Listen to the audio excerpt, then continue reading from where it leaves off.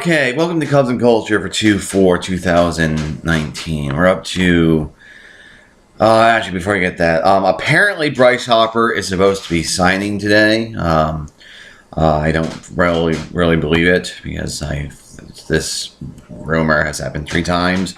I'm hoping that it's going to be like Hopper or Machado, and then the other one, and then there's just going to be a slew of signings because it's February 4th. Anyway, we're like 10 days from, actually more like 8 days from catchers and pitchers reporting. Anyway, we're up to Unforgiven, which is Clint Eastwood film for 1992. I really like this movie. Which shouldn't be all that surprising, given that it's a revisionist Western. It's one of years I will absolutely go to bat for the Oscars of them getting it completely right. Won 4 Oscars: picture, supporting actor, director, and film editing. I'm kind of surprised it did not win cinematography and screenplay. Though I've seen the films. Because the screenplay is Crying Game, and I've seen the cinematography guy as well. And the Crying Game is a good movie. You can debate about the screenplay. Anyway, let me bring up the trailers and clips. See you in a sec. Okay, actual fact, before I bring up the trailer and clips, I just realized that I want to actually say something about Thomas Hobbes. Connected to Unforgiven. Okay, so the most famous part of Hobbes' philosophy is the state of nature, which is it's any situation in which there's not a all-powerful government to rule men's passions. And famously, he argues that such a situation is a war of all against all. And so the state of nature is the state of war. Now, the thing that's interesting about state of nature, just the phrase, is actual fact when he used Hobbes wrote out his theory 3 different times. He has the Elements of Law, which was the first time. Then he has Leviathan, which was supposed to be like the popular version of the theory. Then he also has On Matter, On Man, On Citizen. Though those aren't the titles because they're actually in Latin. Too lazy to look up the actual titles. And so sometimes when philosophers write out their theory multiple times, they start switching terminology because they change their mind or just expressing it.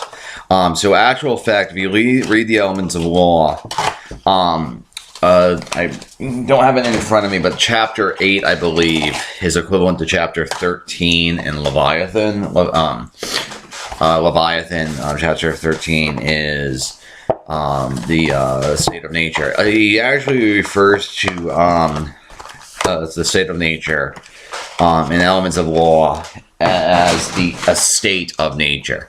A state of nature. Because what he's actually talking about it's not really just how we are without a government. What he's trying to say is how we are, what our real psychology is without any sort of civilization or social varnish on it. How we would just be without anything connected to society. What our actual underlying psychology would be. And the reason why I'm bringing this up is one of the reasons why I really like Unforgiven is it sort of has a Hobbes. It's not that Hobbesian, and I don't think other people see this, but me being a Hobbesian and spending about a year of my life thinking about this man and his writings, I pick up on stuff, and so it feels very because of the stripping away of the civilization aspect and how we are in just our real psychology, what our state is, what our nature is. I think plays a pretty implicit part in Unforgiven. Anyway, let me bring up the trailer and clips now. Okay, so Unforgiven is a revisionist western that's built around the revenge story, and it centers on William Money, who is played by Eastwood, who is a aging outlaw who's kind of forced out of retirement because what happens is he marries and he goes back, he repents of his wicked ways and becomes civilized. And then he gets dragged into this revenge plot because two cowboys cut up a sex worker because of her laughing at the size of the guy's junk. And it's very much a revisionist western, and it really cuts out the varnish of the western. So a whole bunch of the conventions of the genre are flipped on on the head, because it's actually it's the shootout so probably the easiest way of approaching this is the shootout at the end is actually more of a massacre. It doesn't occur at noon, it occurs at midnight. The source of antagonism is actually Little Bill, played by Gene Hackman, who's the sheriff, and the outlaw is the hero. But it's not like Robin Hood. It's actually both. Everyone's sort of a bad person in this movie, but Little Bill's sort of a petty tyrant, and the hero, anti-hero, is much more sympathetic. But the thing is, it's ultimately sort of bad at the varnish of him gets removed. Okay, so this scene right here, I really, really, really, really like the direction in this film. It's very, very Spartan and very, very restrained. And so this is the conversation where William Money, played by Eastwood, on the left, is going over how he's not like in the old days, because he stops drinking and he has not, he's no longer a killer. His wife cured him of his wickedness, etc.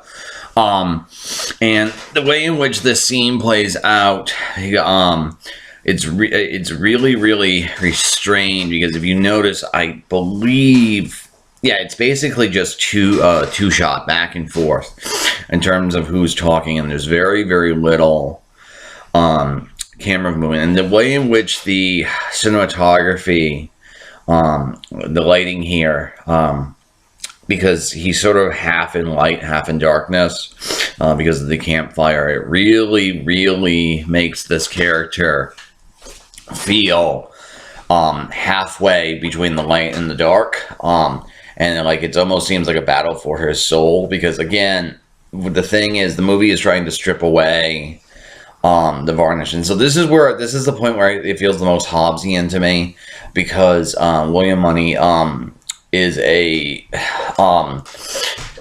he's now a farmer, and he's because of the love of his wife who died of smallpox, he has he is civilized, but he ends up through the course of the story layer upon layer being removed, and then he goes back to how he truly is, which is a killer. So his nature is to be a killer, and it was the civilization effect of his wife that made him not a killer. And I think that's very very Hobbesian, and also sort of poignant, especially since it's Eastwood playing this character.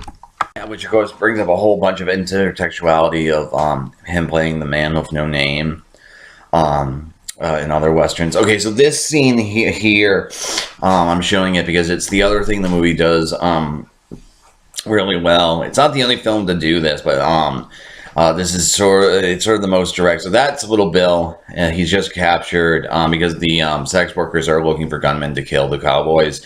So this guy named English Bob, played sardonically by Richard Harris, came to town, and he brought his biographer. And so this sequence and this stuff is all about, like I was saying, stripping the varnish and the mythology around from the Western.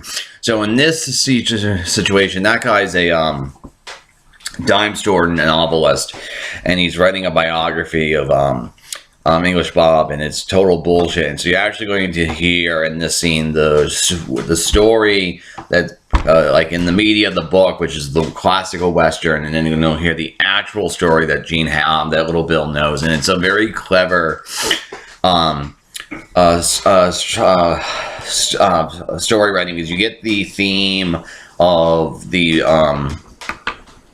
Western, the classical form being tightly controlled and having the veneer ripped off, but it's also shows, because of how Hackman plays this, that the sardonic and sadistic nature of Little Bill, who's the sheriff, who's the law, but he's actually sort of a petty tyrant, how he takes joy in sort of humiliating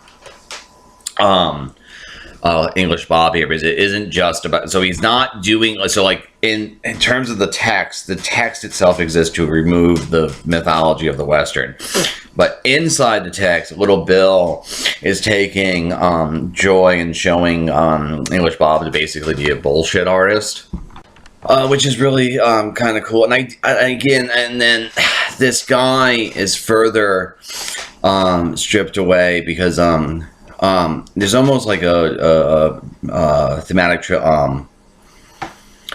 triangle here, where English Bob is the most guy who sort of has his own sort of perpetuating his own sort of mythology with this writer.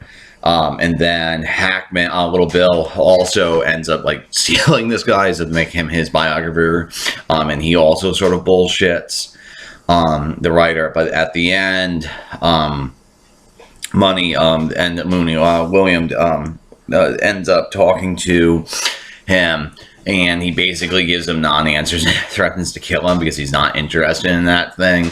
And I really like this structure. I know some people have the problem that the English Bob stuff isn't, like, English Bob never really meets William Money, but I think it actually works thematically, and it absolutely works for the plot in terms of failed attempt at building the tension and characterizing Little Bill. Anyway, so this scene right here is one of my favorite moments in the film. That's one of the cowboy.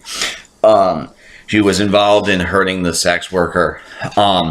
And one of the things that's very interesting about this film and how it works sort of on the level of the drama is that it's actually something of a polemic against violence.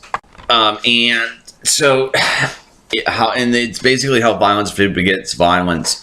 And this guy right here, even though he was involved, he was, of the two cowboys, he was actually the least cruel one. He basically just held the woman, which isn't okay. But it's not as bad as the actual cutting. And then he also tried to make amends by giving the Delilah, who was the sex worker, a pony for her to sell. But his death is actually profoundly cruel and drawn out because of one, he gets his horse, he breaks his leg because his horse got shot, then he gets shot through the gut, which is a horrific way to die. Whereas the other guy just ends up basically being shot in the heart and then in the head, so it's much quicker, and then he's going to beg here for water. And it's, so this scene right here, because of Morgan character is unable to shoot the guy because he's past that point. He can no longer do it, which is very poignant. But it's also making the point how these cycles of violence and vendetta, that they're not really matters of fairness or justice, because this guy does not deserve to die in this way. Even if you think he should be punished, or even if he deserves to die, his death is unbalanced to his actions. And there's a great line in this movie with Little Bill right before William kills him, where he says, "I don't deserve this. I was making a house," and Money responds, "Deserves got nothing to do with it." Because in a sense, again, if you're talking about sort of the Hobbesian veneer of civilization being removed, in the state of nature, deserves or justice has nothing to do with it, because justice is only something that happens within nature. Continuing now on with sort of the anti-violent stuff. This scene right here is my favorite scene in the movie. This guy, the Schofield kid, he basically has been lying the entire time of killing someone, and he actually kills the guy who did the cutting on Delilah. Anyway, so he's breaking down here, and it's him saying he's never gonna kill again, and it's him having sort of a freak out moment. It's very, very poignant. I really like the guy's performance, and I like how grizzled and how like basically how Eastwood looks like Eastwood, like sort of disgruntled and annoyed, and it feels very, very correct because I think there's a Hobbesian edge to this with the veneer of civilization, of how we act amongst people being stripped away. So like in the sense this guy he's trying to act all tough and be how's it called, this glory or vainglory, act really tough so no one fucked with him, but then he's actually kind of a big softy, whereas the other guy, Eastwood, Moni, has just been acting like a pig farmer, but he himself is a killer. And I gotta say this, there's a little bit of a weird plot element where a part of Moni's lawlessness or viciousness is actually fueled by whiskey, which is sort of cliche. But at this point, towards the end of this scene, he's actually going to take a sip of whiskey, and it's kind of really significant within the story, and I really like that the direction. This is a great example of how this movie is very, very restrained, because it's him taking that sip of whiskey, and at the end of the scene, I don't know if I'm going to show it. No, I don't have it. It really sets up that he's finally all of him being a farmer, all of him being civilized by his wife has been stripped away, and it's just him taking a sip. Okay, so this is the last scene, and it's the perfect example of how this is a revisionist Western, because it's going to be a shootout here, and it's mostly a massacre. No one wings him. He ends up just shooting the barkeep, because basically what happened is Morgan Freeman's character gets captured and then gets whipped to death, and so he has to come back for revenge, because cycle upon the cycle of violence. And it's at night. It's actually in the saloon as opposed to in the middle of the street. Subtextually, it's at midnight, though, because noon is the Western, so midnight would be the anti-Western, and everything like that. And here, he doesn't, like, it's very, like, it's realistic in the sense that he's just going to shoot these guys. And it's very, very stripped of sort of the build-up and tensions that you get in sort of the Western, in the sense that he just comes, and it's a very quick scene. And it utterly works with the style of the movie and the way in which it's revising and changing it, because the big beat here where it causes the tension is his gun's going to misfire, and that almost never happens. In fact, hysterically, if you count the bullets and guns in Westerns, it's always too many, like 6 shooters shoot 12 times or whatever. And so, again, at every single moment in this film, it ends up being a sort of revisionist, and it's very, very poignant in terms of the anti-violent stuff, and it's also sort of explodes the genre and chaos. And so at the end of the day, this is one of the very few movies that has one Best Picture that I will absolutely go to the mat for, and as terms of being a deserving winner and actually being the best film of the year. It's the first one, going back to this project, it's the first year where I've utterly agreed, thinking upon it more. Because it's such a good movie. And Clint Eastwood, I think anyone who made this script, because the script is so solid, it would have been a very good movie. But Clint Eastwood, because of his association with the Sergio Leone films and other westerns, absolutely should have made this script into a movie as a director and actor. And to me, it's his masterwork. So anyway, that's going to be it for Cubs and Culture today. Have a good day.